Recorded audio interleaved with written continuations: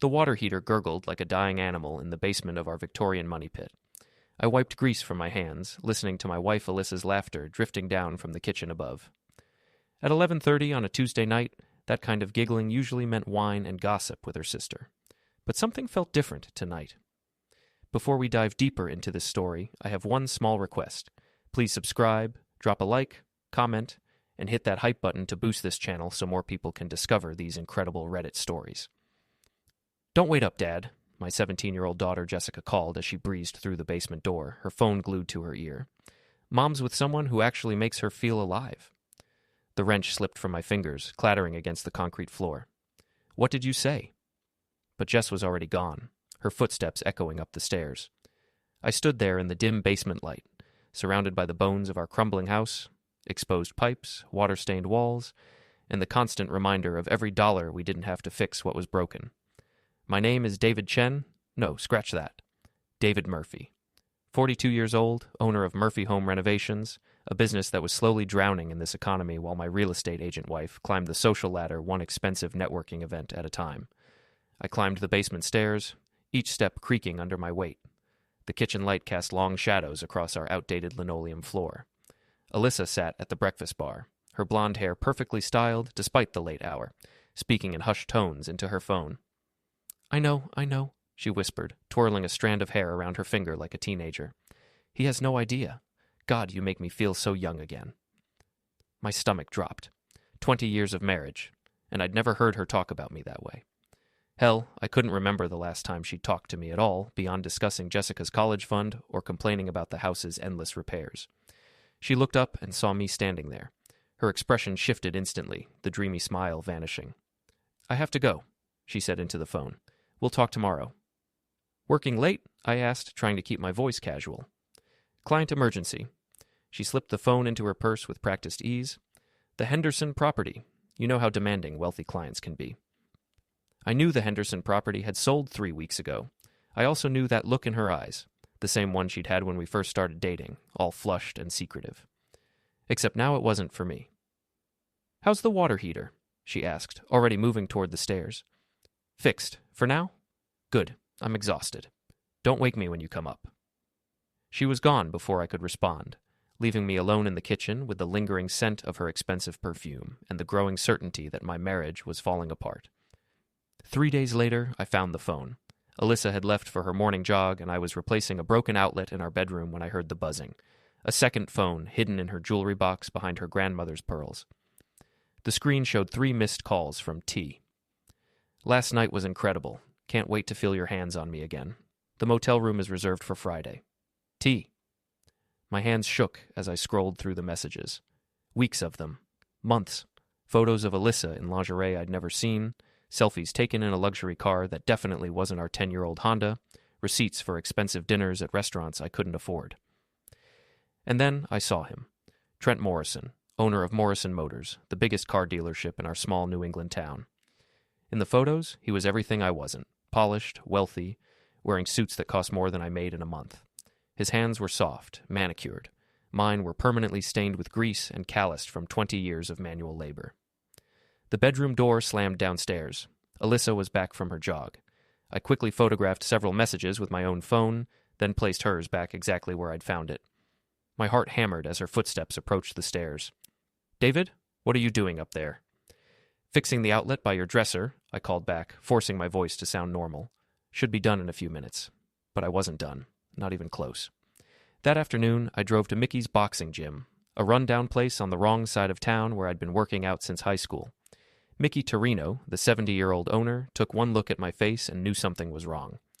"Trouble at home?" he asked, wrapping my hands for the heavy bag. "You could say that." "Wife?" I nodded, not trusting myself to speak. Mickey had been through 3 divorces himself. He understood the particular kind of rage that came with betrayal. "What you gonna do about it?" "I don't know yet." "Well, when you figure it out, make sure it's something you can live with. Revenge is like boxing. You better know how to take a hit before you throw one." I spent 2 hours pounding the heavy bag, working out the fury that threatened to consume me. But with each punch, a plan began to form. Alyssa and her lover thought they were so clever, so careful. They had no idea what they'd awakened. Friday night arrived gray and drizzling, typical October weather in our dying mill town.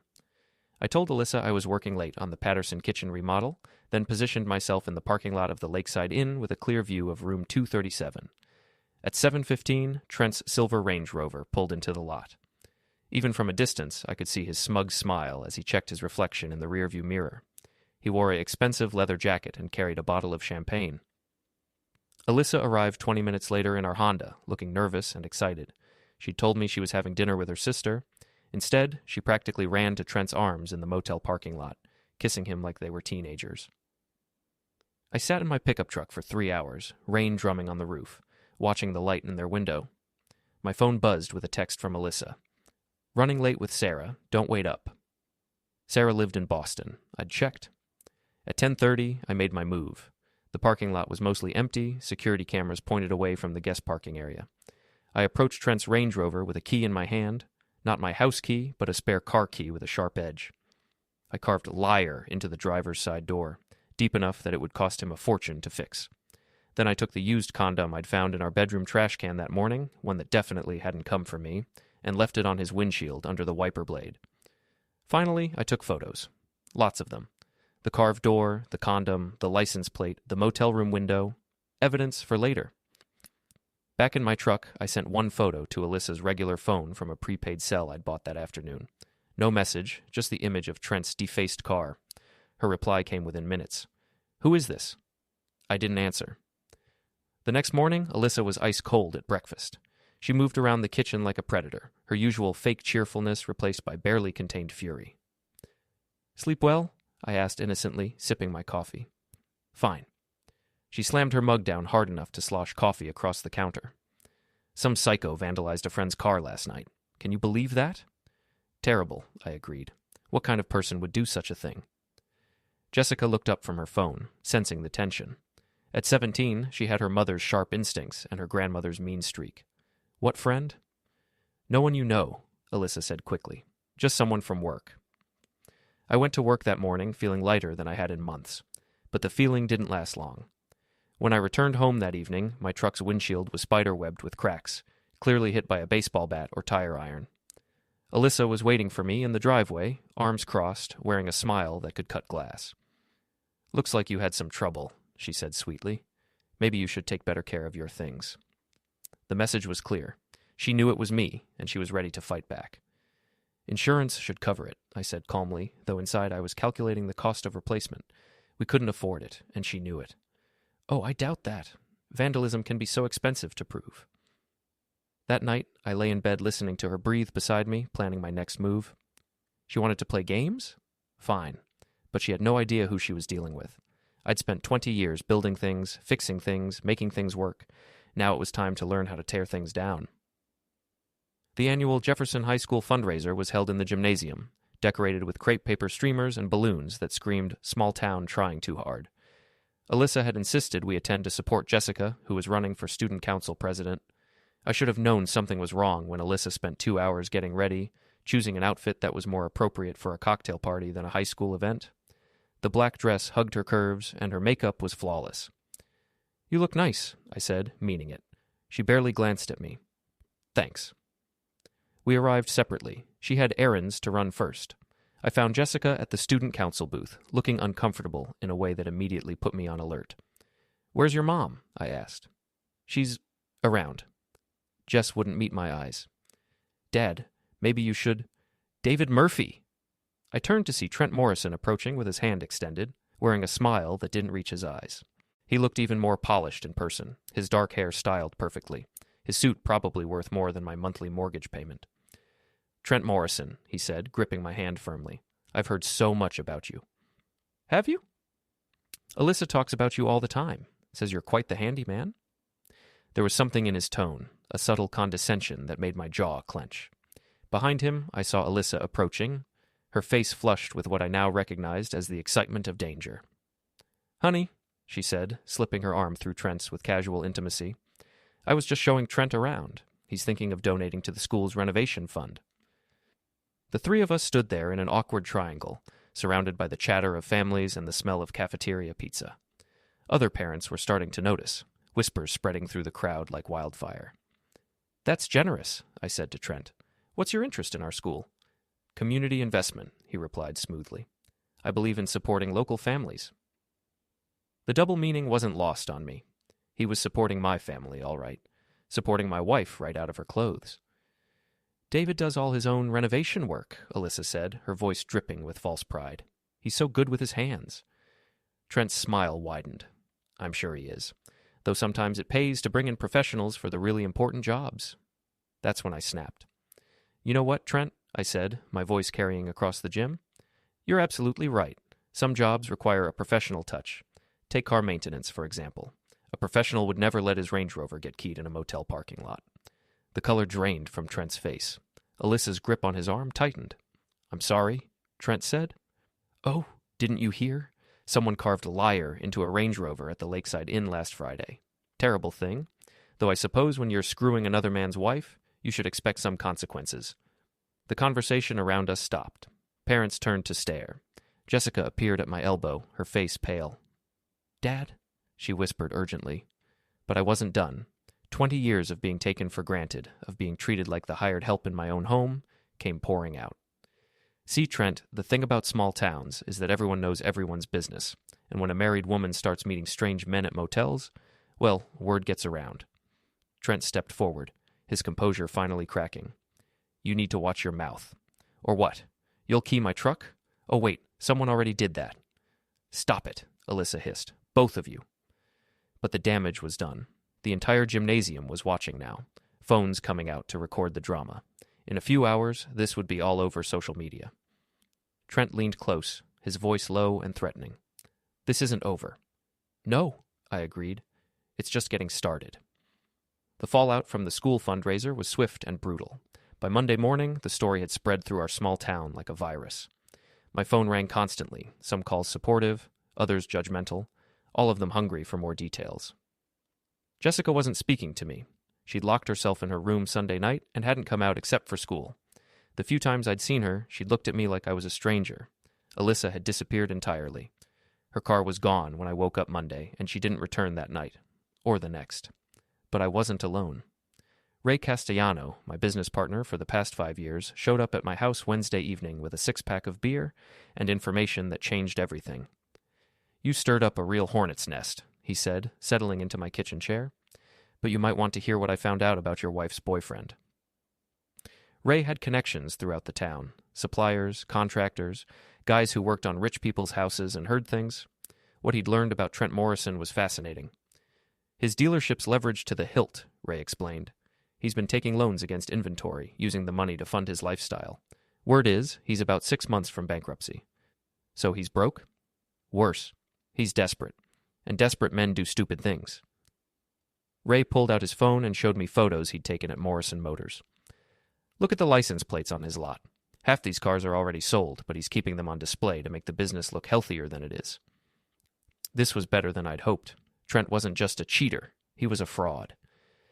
There's more, Ray continued. Your wife's been helping him, using her real estate connections to find investors for his business. She's been fudging property values to make his collateral look better. That's illegal. Very illegal. And if it comes out, she'll lose her license. Maybe face criminal charges. I stared at the photos, pieces clicking into place. Alyssa's sudden success in real estate, her expensive clothes, the confidence that came with having money. She wasn't just cheating on me, she was risking everything we'd built together for a man who was using her. Why are you telling me this? I asked. Ray was quiet for a moment. Because you're my partner, and because they tried to recruit me. What? Trent approached me last month. Wanted to know if I'd inflate some renovation estimates for insurance purposes. When I said no, he suggested I might want to find a new business partner. Said you were extra weight. The betrayal cut deeper than I'd expected. It was one thing for my wife to cheat on me. It was another for her to try to destroy my livelihood. So what do we do? I asked. Ray smiled grimly. We give them exactly what they deserve. The plan took 2 weeks to execute. Ray handled the financial side, quietly gathering evidence of Trent's fraudulent business practices and Alyssa's involvement. I focused on the personal angle, documenting every lie, every secret meeting, every betrayal. Jessica was the wild card. She'd been staying with Alyssa at Trent's lakeside condo, posting Instagram photos of their girls' trip. That made me sick. My own daughter, charmed by the man who was destroying our family. But teenagers are predictable in their unpredictability. Jessica's loyalty was always for sale to the highest bidder, and I'd learned to speak her language: social media influence and cold, hard cash. I met her at the coffee shop near her school, the same place I'd taken her for father-daughter talk since middle school. She looked older somehow, wearing makeup and clothes I didn't recognize. "Nice outfit," I said. "Trent buying your clothes now?" She flushed. "Mom says you're having some kind of breakdown." "Do I look like I'm having a breakdown?" She studied my face. I'd lost weight, started working out harder, bought new clothes with money I'd quietly moved from our joint savings account. I looked better than I had in years. "You look different." "I feel different." Turns out being lied to and betrayed can be very motivating. "Dad, I didn't know." "Yes, you did." I kept my voice gentle but firm. "You knew exactly what was happening. The question is, what are you going to do about it?" I slid a manila envelope across the table. "Bank statements showing money missing from your college fund. Photos of your mother and Trent together. Evidence that he's been using fraudulent financial information that could land your mother in prison." Jessica opened the envelope, her face growing paler with each document. "Your mother made her choice," I continued, "but you still get to make yours. You can keep playing house with them, or you can help me make sure there's something left of our family when this is over. What do you want me to do? Be my eyes and ears, let me know where they're going, what they're planning, and when the time comes, choose the parent who actually gives a damn about your future." She was quiet for a long time, staring at the photos of her mother kissing another man. "They think you're pathetic," she said finally. "Trent calls you the handyman. Mom laughs when he says it." The word stung, but I kept my expression neutral. "What do you think?" Jessica looked at me, really looked for the first time in months. "I think they have no idea what they've done." The confrontation came sooner than I'd expected. Ray and I were finishing up a kitchen renovation on Thursday afternoon when my phone buzzed with a text from Jessica. "They're coming to the house. Mom's pissed about something. Trent's with her." I sent Ray home and waited. They arrived 20 minutes later, Alyssa storming through the front door like she owned the place, which legally she still did. Trent followed, looking less confident than usual. "We need to talk," Alyssa announced. "By all means." I gestured to the living room. "Though I should mention, I had the locks changed. Hope you don't mind?" Her face went white. "You can't do that. This is my house, too." "Actually, I can, especially when my wife abandons the marital home to shack up with her boyfriend." Trent stepped forward. "Look, Murphy. It's Mr. Murphy to you." I kept my voice calm, reasonable. "And you're trespassing." "I'm here with my girlfriend." "Your girlfriend is married to me, which makes you an adulterer and her an adulteress. In this state, that matters in divorce proceedings." Alyssa's composure cracked. "You can't prove anything." I pulled out my phone and showed them the photos I'd taken at the motel, the screenshots of their text messages, the bank records showing money transferred to Trent's accounts. "I can prove everything," I said. "The question is, what are you willing to do to keep it quiet?" Trent grabbed for my phone, but I'd been expecting that. 20 years of manual labor had kept me in better shape than his gym membership and protein shakes. I caught his wrist and twisted, sending him stumbling backward. "Don't," I warned. "You're already in enough trouble." "What do you want?" Alyssa demanded. "Justice." I sat down in my recliner, forcing them to stand. "You see, I've been doing some research into your boyfriend's business practices. Very interesting stuff." Trent's face went gray. "I don't know what you think you found. Fraudulent loan applications, phantom inventory, insurance fraud, and your wife's been helping, using her real estate license to falsify property values." The silence stretched between us, heavy with implications. "The way I see it," I continued, "you have two choices. You can try to fight me, in which case all of this becomes public and you both face criminal charges. Or you can accept my terms." "What terms?" Alyssa whispered. I smiled. "You'll find out soon enough." The terms were simple. Complete financial transparency, public acknowledgement of their affair, and Alyssa's resignation from her real estate job. In exchange, I wouldn't turn over the evidence of their fraud to the authorities. They refused, of course. Trent blustered about lawsuits and threats. Alyssa tried tears, then anger, then bargaining. But I'd moved past caring about their feelings. The first domino fell on Monday morning. I'd sent copies of all evidence to Alyssa's boss, the State Real Estate Commission, and 3 of Trent's major business partners. By noon, Alyssa had been fired and her license suspended pending investigation. Trent lasted until Wednesday. His business partners pulled their investments, the bank froze his accounts, and Morrison Motors was facing bankruptcy proceedings. But the real devastation was social. In a small town, reputation is everything, and theirs was destroyed. Former friends crossed the street to avoid them. Restaurants they'd frequented suddenly had no available tables. Even Jessica's social media following evaporated as her classmates' parents forbade association with the family. I watched it all unfold from my newly renovated kitchen, sipping coffee and planning the final act. The call came Friday evening. Alyssa, sobbing into the phone, begging me to stop. "We've lost everything," she cried. "Trent's facing criminal charges. I can't get work anywhere. Please, David, I'll do anything." "Anything?" "Yes. Meet me at Mickey's gym tomorrow night, 8 o'clock, come alone." "Why there?" "Because that's where this ends." Mickey's boxing gym after hours was a cathedral of sweat and violence, dimly lit and echoing with the ghosts of 1,000 fights. I was wrapping my hands when Alyssa arrived, looking smaller and more fragile than I'd seen her in years. "You wanted to see me?" "I wanted you to see this." I gestured around the gym. "This is where I've been coming for 20 years. Every time you criticized me, every time you made me feel small, every time you spent money we didn't have on things we didn't need." She looked around nervously. "David, I know you're angry." "I'm not angry anymore." I finished wrapping my hands and faced her. "Anger is what I felt when I found your phone. Anger is what I felt watching you parade your boyfriend around our daughter's school. This is something else." "What do you want from me?" "The truth, all of it, starting with how long you've been cheating." She was quiet for a long moment, tears streaming down her face. 2 years. The number hit me like a physical blow.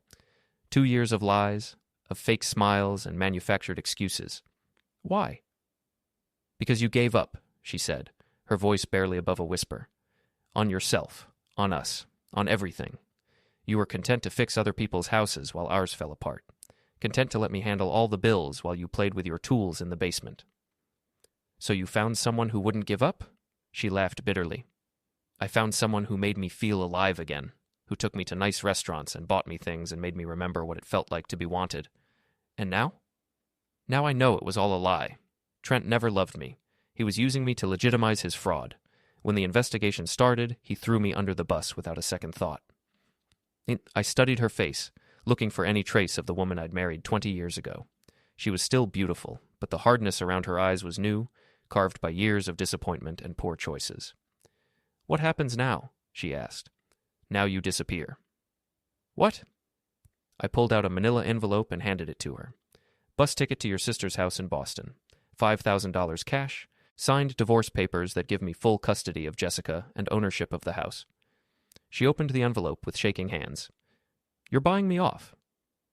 "I'm giving you a chance to start over somewhere else, somewhere people don't know what you did." "And if I don't take it?" "Then the criminal investigation proceeds and you go to prison for fraud. Your choice." She stared at the papers for a long time. "What about Jessica?" "Jessica chose me.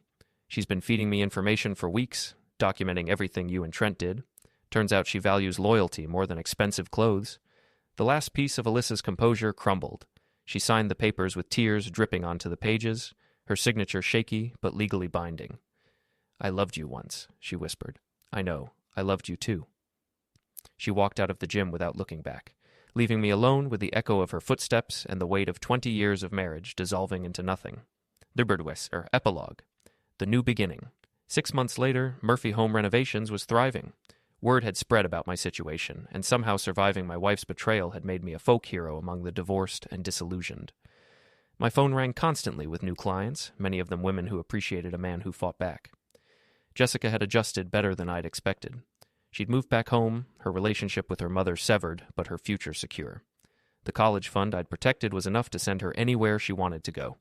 Trent Morrison had fled town after his criminal trial, leaving behind a mountain of debt and a reputation in ruins. His dealership had been sold to pay creditors, the lot now empty except for weeds growing through cracked asphalt.